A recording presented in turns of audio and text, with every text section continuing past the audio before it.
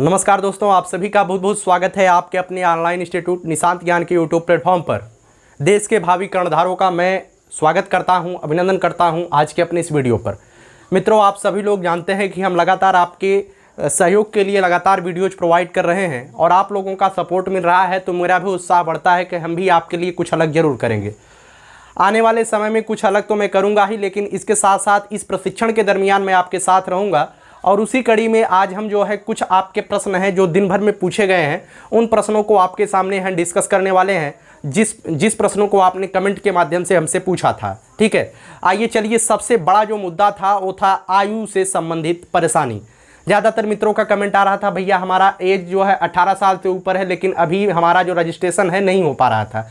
मैंने 2 दिन पहले वीडियो बनाया था, उसमें मैंने बताया था वेबसाइट प्रॉब्लम चल रही थी और वेबसाइट प्रॉब्लम की वजह से थोड़ी दिक्कतें हो रही थी, लेकिन अभी जो है आज दोपहर के बाद से वेबसाइट ठीक हो गई है और जो एक्चुअली 18 साल के जो हो चुके हैं उनका अब आवेदन लिया जा रहा है। ठीक है, तो इस भ्रांति में बिल्कुल मत रहिएगा कि आप 18 साल के ऊपर हैं तब भी आपका फॉर्म नहीं पड़ रहा था, वो वेबसाइट की दिक्कत थी। सबसे पहली बात जो यहाँ पर मैंने लिखा है आयु संबंधी परेशानी, ये जो है बिल्कुल अब हल हो चुका है। आप जो है फॉर्म अप्लाई कर सकते हैं। ध्यान से सुनिएगा, 1 जुलाई 2021 तक आपका 18 वर्ष पूरा हो जाना चाहिए। 18 वर्ष 1 जुलाई 2021 तक पूरा हो जाना चाहिए और 1 जुलाई 2021 तक अगर आप जनरल और ईडब्ल्यूएस से बिलोंग करते हैं तो आपको जो है 35 वर्ष से ज़्यादा नहीं होना चाहिए। अगर आप ओबीसी कैंडिडेट हैं तो 38 वर्ष से ज़्यादा नहीं होना चाहिए और अगर आप एससी एसटी कैंडिडेट हैं तो आपको 40 वर्ष से ज़्यादा नहीं होना चाहिए। इसकी एज क्राइटेरिया होती है। बीएड में ऐसा नहीं होता है, बीएड में 15 वर्ष के ऊपर कोई भी छात्र जो है बीएड कर सकता है, लेकिन बीटीसी में 18 से 35 के बीच वाले ही कर सकते हैं। ठीक है, तो उम्मीद करता हूं ये चीज़ें आपको समझ में आ गई हैं कि 1 जुलाई 2021 तक अगर आप 18 वर्ष के कंप्लीट हो रहे हैं और आपने ग्रेजुएशन कंप्लीट किया है तो आप इसमें पार्टिसिपेट कर सकते हैं। आपकी वेबसाइट अब अच्छे से काम कर रही है। ठीक है, आगे हम बात करते हैं। कुछ मित्रों ने हमसे कमेंट किया, भैया हम जो है बीटीसी के साथ प्राइवेट एमए कर सकते हैं कि नहीं कर सकते हैं। कुछ लोगों का सपना होता है कि हम जो है इधर बीटीसी करेंगे और उधर अगर भर्ती नहीं आती है तो एमए, जब तक बीटीसी के दरमियान हमारा एमए भी कंप्लीट हो जाएगा और उसके बाद हम यूजीसी नेट या जेआरएफ दे सकते हैं। ठीक है, जिसे पीएचडी में प्रवेश लेना होता है वो लोग एमए जरूर करेंगे। तो इसकी वजह से ज़्यादातर लोगों ने हमसे पूछा कि भैया क्या हम एमए कर सकते हैं। जी बिल्कुल, आप एमए कर सकते हैं। मैं आपको बता रहा हूँ, बिल्कुल आप एमए कर सकते हैं, लेकिन यह जो एमए होगा यह संस्थागत मतलब कि व्यक्तिगत होना चाहिए। व्यक्तिगत का मतलब जिसे हम देहाती लैंग्वेज में प्राइवेट बोल देते हैं और इसे वास्तव में व्यक्तिगत बोला जाता है। व्यक्तिगत डिग्री आप घर बैठ करके ले रहे हैं, अपनी योग्यता और अपनी क्षमता पे ले रहे हैं, उसे ही व्यक्तिगत कहा जाता है, उसे ही प्राइवेट डिग्री कहा जाता है। एमए में आप लोग एडमिशन लीजिएगा तो प्राइवेट डिग्री से एडमिशन लीजिएगा और आसानी से, बिल्कुल भी समस्या नहीं होगी। आप बीटीसी के साथ भी उस डिग्री को लगाएंगे तब भी कोई समस्या नहीं होने वाली है। ठीक है, तो उम्मीद करता हूं प्राइवेट एमए कर सकते हैं बीटीसी के बाद। आपको समझ में आ गया होगा, इसमें कोई कंफ्यूजन नहीं होगा। ठीक है, उसके बाद तीसरे प्रश्न पर बात करते हैं। कुछ मित्रों ने पूछा, भैया हमारा जो मतलब कि क्या मार्कशीट डाइट में जमा हो जाती है, इसके बारे में काफ़ी ज़्यादा लोगों ने क्वेश्चन किया है। तो मैं आपको क्लियर कर देना चाहता हूं कि डाइट में आपका जो सर्टिफिकेट होता है, मूल सर्टिफिकेट, वह सर्टिफिकेट जमा कराया जाता है आपके संबंधित डाइट में। चाहे आप किसी भी प्राइवेट कॉलेज से भी करेंगे तब भी संबंधित डाइट में आपकी जो मार्कशीट है वो जमा कराई जाती है। लेकिन यह मार्कशीट अगर आपका कहीं पर जॉब लगता है, कहीं पर कोई विशेष परिस्थिति आती है तो यह मार्कशीट आपको मिल जाएगा, ऐसी बात नहीं है। कुछ लोग कह रहे थे एसएससी जीडी में अगर हमारा सिलेक्शन हो जाएगा, डीवी में हम मार्कशीट पाएंगे कि नहीं पाएंगे। बिल्कुल आपका जन्मसिद्ध अधिकार है, आपको मिलेगा। ठीक है, वो केवल और केवल इस वजह से जमा कराया जाता है कि आप उसका मिसयूज न करें प्रशिक्षण के दरमियान, क्योंकि आप शिक्षक बनने वाले हैं। ठीक है, तो इस तरीके से होता है। आप अपना कोई विशेष कारण देंगे, जैसे आपका जो है आप पास हुए हैं तो आप अपनी प्रति लेके जाएंगे कि भैया हमारा डीवी होना है और हम इस यहाँ पे सफलता लिए हैं तो हमारा डीवी कराना है, तो लोग दे देंगे। ठीक है, ऐसी कोई समस्या नहीं होगी। आगे हम बात करते हैं। कुछ लोगों ने पूछा, भैया 41,000 रुपया फीस है, तो काउंसलिंग के समय एक बार हमने बोल दिया था काउंसलिंग के समय 10,000 रुपये फीस लगेंगे। ठीक है, और हाँ बिल्कुल सही भी है, काउंसलिंग के समय आपका 10,000 रुपया फीस लगेगा, चाहे आप प्राइवेट करते हो चाहे आप सरकारी करते हो, ये 10,000 रुपये आपकी काउंसलिंग के समय ही लगेगी। ठीक है, जब आप कॉलेज का चॉइस करेंगे तो आपको 10,000 रुपया वहाँ पर देना पड़ेगा। समझ में आया? लेकिन अगर आप डाइट कॉलेज पा जाते हैं तो डाइट कॉलेज की फीस ही 10,200 रुपये होती है, तो ये 10,000 वहाँ पे माइनस हो जाएगा। हालांकि तब आपको 200 रुपये केवल फीस जमा करनी पड़ेगी फाइनली डाइट में एडमिशन लेने के बाद। और अगर आप प्राइवेट कॉलेज से करते हैं तो प्राइवेट कॉलेज की फीस कितनी होती है? 41,000 रुपये। इसमें जब आप जाएंगे 10,000 रुपये काउंसलिंग के समय ही जमा कर देंगे तो 31,000 रुपये आपका शेष बचेगा और 31,000 रुपये आप जमा कर दीजिएगा, ठीक है। तो काउंसलिंग के समय जो आपकी 10,000 रुपये फीस लगेगी, वो 10,000 रुपये फीस आपके मेन फीस में से कटौती कर ली जाएगी, ठीक है। तो उम्मीद करता हूं समझ गए होंगे, इस मुद्दे पर अब आपको कोई समस्या नहीं होने वाली है, ठीक है। और आगे हम पूछते हैं, कुछ मित्रों ने पूछा भैया कोई ऐसा सरकारी कॉलेज बताइए जहां पे हमें क्लास न लेनी पड़े। सरकारी कॉलेज में क्लास का परेशानी सबको होती है, तो कुछ लोग कह रहे थे कि भैया हम प्राइवेट जॉब करते हैं या पारिवारिक आर्थिक स्थिति हमारी सही नहीं है और हम जो है ऐसा कुछ आप बताइए, क्योंकि आप तो हमारे साथ रहेंगे, आपके वीडियोज देख करके आपके साथ आपके सानिध्य में रहने से हमारा कोर्स कंप्लीट हो जाएगा और हम आसानी से पास हो जाएंगे। लेकिन अगर हम क्लास नहीं लेते हैं और हमें सरकारी कॉलेज मिल जाता है तो क्या होगा? हमें क्लास लेना पड़ेगा कि नहीं लेना पड़ेगा?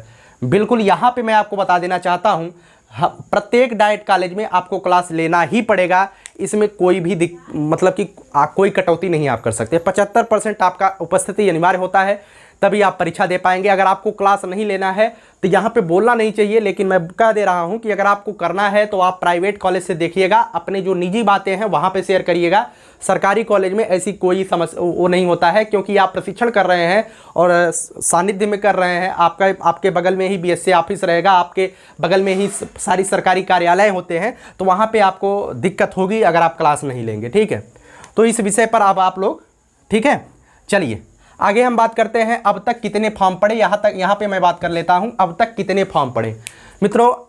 पहले दिन जब फॉर्म अप्लाई शुरू हुआ था तो उस दिन एक डाटा आया था कि 865 फॉर्म पड़े हैं। डेली के डेली डाटा नहीं रिलीज किया जाता है कि अभी कितने फॉर्म पड़े हैं। 2, 4, 6, 10 दिन के बाद एक दिन डाटा रिलीज होगा तो उस डाटा को मैं आपके सामने रखूंगा। अभी क्लियर नहीं है कितना फॉर्म पड़ा है, लेकिन एक अनुमान लगाया जा रहा है कि कम से कम 5 से 6,000 या 10,000 के समथिंग फॉर्म अप्लाई हो चुके हैं, ठीक है। जो पिछले वर्ष के थे उन्होंने लगातार अप्लाई करना प्रारंभ कर दिया है, तो 10,000 के समथिंग आप मान सकते हैं कि फॉर्म अप्लाई हो चुके हैं, ठीक है।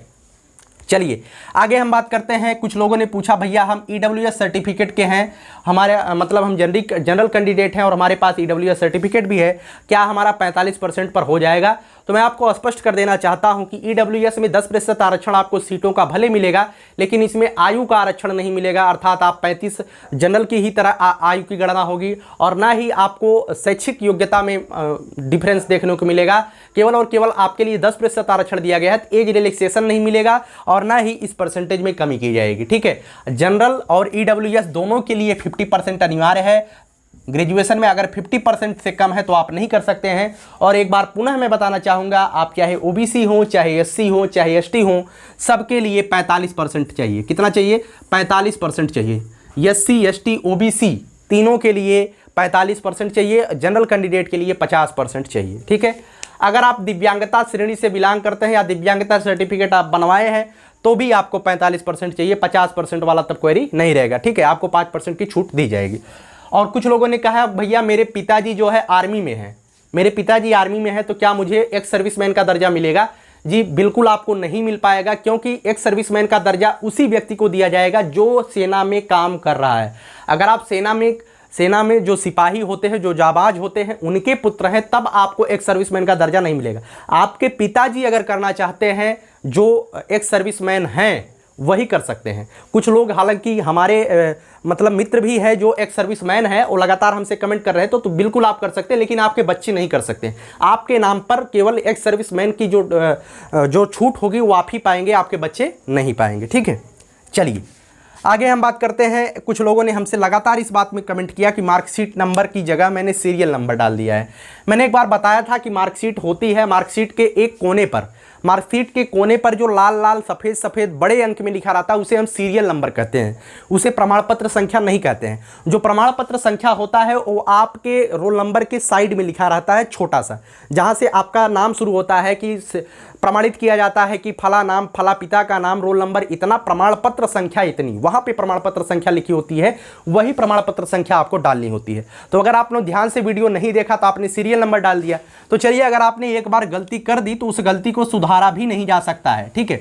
उस गलती को सुधारा भी नहीं जा सकता है, लेकिन ये नॉर्मली गलती मानी जाएगी। हमें लगता है कि करेक्शन की गुंजाइश तो नहीं है, पहले ही उन्होंने साफ कर दिया था करेक्शन की गुंजाइश नहीं है, लेकिन छोटी मोटी गलती के लिए काउंसलिंग के समय आपका जो है शपथ पत्र लगा करके काम हो सकता है कि माननीय महोदय जी हमसे ऐसी गलती हो गई है जो कि एक मानवीय भूल है या कोई बहुत बड़ी गलती नहीं है, मैंने कोई गलत मतलब कि कोई गलत किसी तथ्य को छुपाने की कोशिश नहीं किया है, तथ्य आपके सामने है, मानवीय भूल की वजह से ये गलतियां हो गई हैं, तो उसके वजह से हो सकता है कि आपको मौका मिले, लेकिन करेक्शन का मौका आपको नहीं मिलेगा। शपथ पत्र लगा करके आपका काम हो सकता है, ठीक है।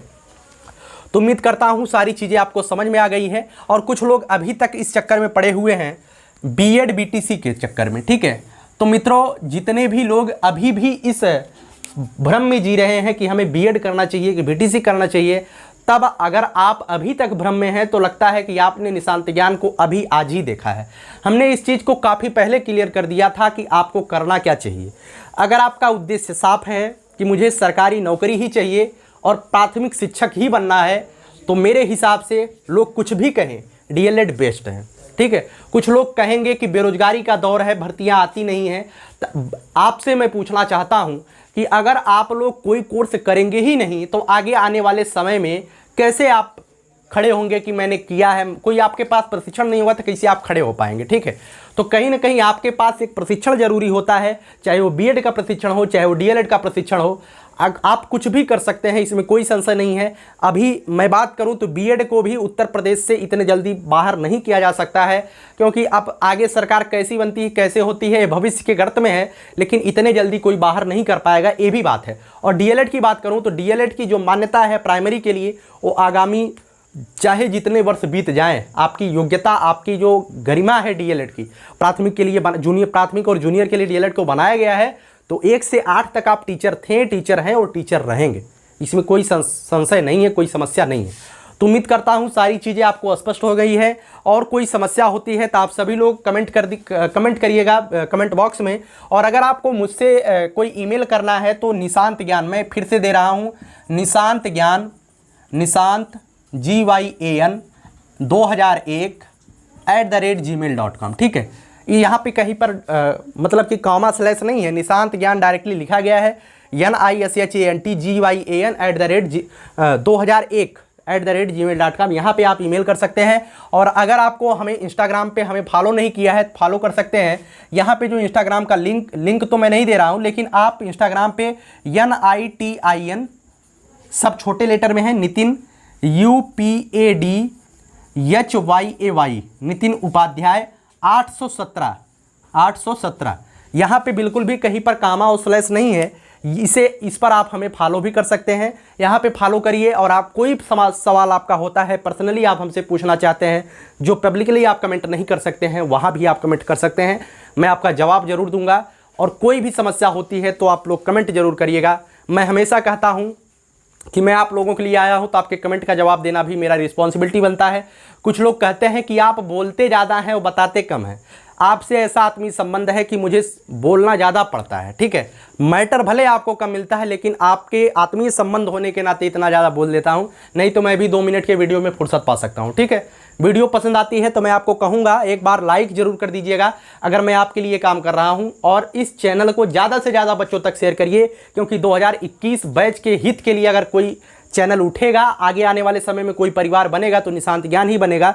2021 के बैच के बच्चों के भविष्य और आपको शिक्षक बनाने की जिम्मेदारी निशांत ज्ञान के ऊपर है। बहुत बहुत धन्यवाद।